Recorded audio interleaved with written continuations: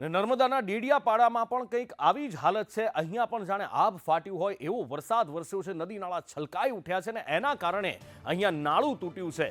Movie નજીક આવેલ યાલ ગામનું આ નાળું હતું જે ફરી એકવાર તૂટ્યું છે। તંત્રની બેદરકારી કે વારંવાર આ નાળું બનાવવામાં આવે છે, ક્વોલિટી પર સવાલ ઉઠી રહ્યા છે અને નાળું વારંવાર તૂટે છે। આ નાળું તૂટતા અહીંના સ્થાનિકોને ખૂબ મુશ્કેલી ભોગવવી પડે છે, કારણ કે 30 કિલોમીટર લોકોને અંતર કાપવું પડે છે, ફરીને જવું પડે છે લોકોને। નરેન્દ્ર ફોન લાઈન પર જોડાયેલા છે। નરેન્દ્ર, વારંવાર આ નાળું બનાવવામાં આવે છે, ખબર છે કે અહીંયાથી ભારે પ્રવાહ નદીનો આવે છે, પણ તંત્ર મજબૂત કામ નથી કરતું એ પણ અહીંયા દેખાઈ આવે છે ને લોકો હેરાન પરેશાન થાય છે।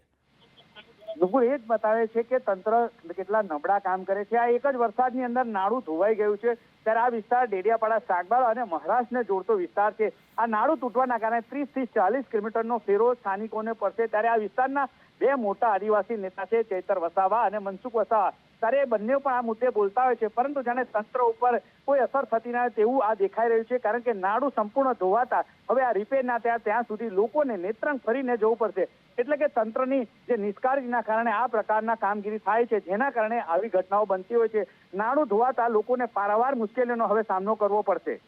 નરેન્દ્ર, માહિતી બદલ આભાર।